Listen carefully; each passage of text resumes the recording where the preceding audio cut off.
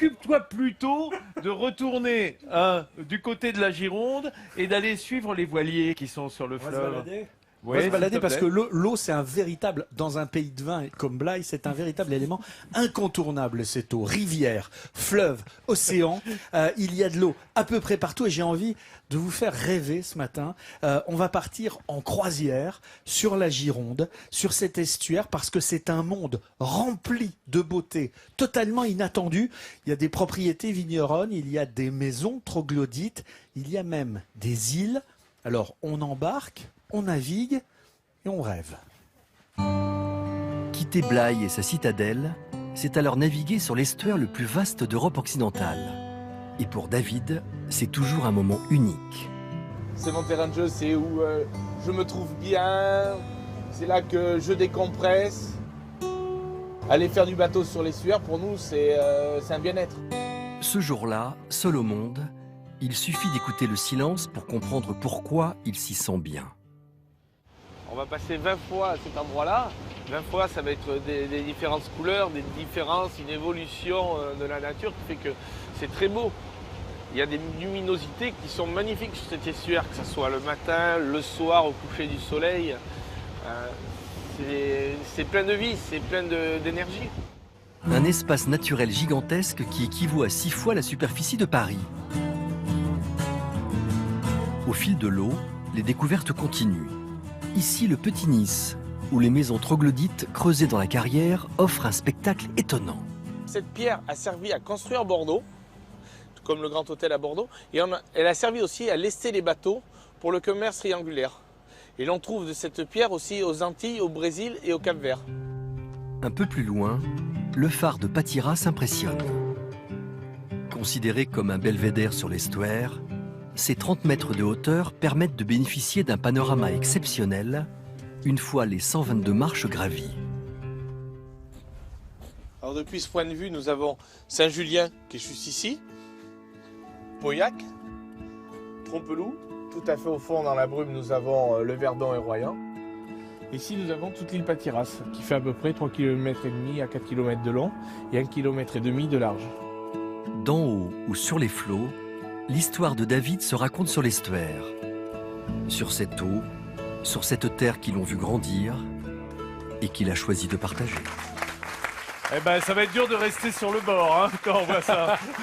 Alors, cet estuaire de la Gironde, il est absolument majestueux. C'est, on l'a dit hier, la confluence entre la Garonne et la Dordogne. Ça donne un estuaire qui fait 635 km².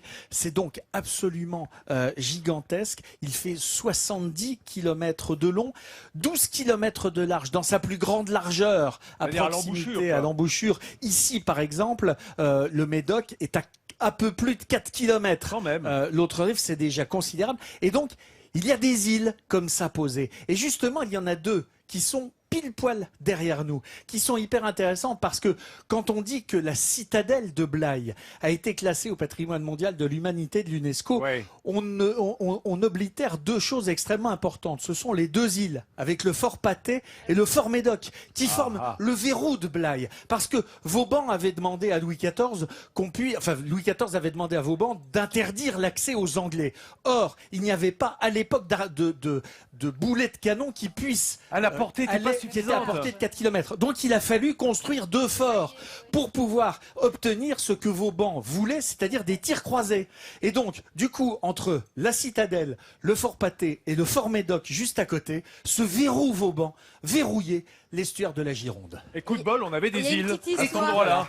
Heureusement qu'il y Jean-Seb, avait des îles. il y a une Oui, petite Ludivine. histoire avec le fort Patay qui est à vendre. Le fort Patay, oui. avec son île, est à vendre. C'est pas une blague. Ça a été mis sur le Bon Coin. Ça a été mis sur le Bon Coin sur Internet. Ah ben À peu près génial. 400 000 euros. C'est pas Combien, très- combien 400 000 euros. Mais il y a quelques travaux à faire. Oui, puis beaucoup. pour accéder au supermarché, c'est... hein, Il faut un bateau. Déjà, faut sortir le bateau. faut amener l'électricité. Ah oui, il n'y a pas d'électricité. Et l'eau courante non plus, j'imagine. Thierry, ça vous tente Ouais, pas une citerne, une citerne. Bon, on en recose Oui, dans l'émission je l'ai- immobilière qui suit celle-ci. Attends, justement, je sais oui. Si Est-ce que Thierry le micro est ouvert là? Oui, oui. Oui. Oui, je voulais juste donner une petite précision assez importante, c'est que Blaye a connu la prospérité à la fin 17e, tout au long du 18e et du 19e siècle à cause de ce verrou.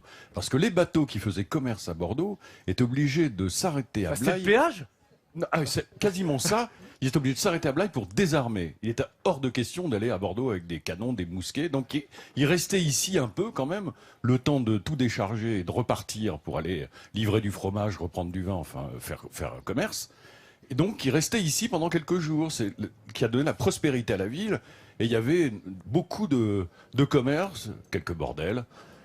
Faut bien le dire. C'est un autre commerce. Voilà, et quand il revenait, qu'il réarmait, et ben pareil, il restait encore quelques jours ici. Donc la ville a connu sa prospérité comme ça. C'est pour ça qu'il y a des C'est intéressant bâtiments. parce que ça a donné le nom d'armer un bateau, armateur. Exactement. Effectivement, c'était de débarquer ou d'embarquer les armes. Exactement. Les canons et les armes. Exactement. Les mousquets. Bon, bah, très Voilà. bien. Merci Thierry Biche. Thierry qui nous accompagne pendant toute cette émission, qui est artiste peintre animalier, ici, dans le Blayais, dont on découvrira les œuvres un petit peu tout à l'heure.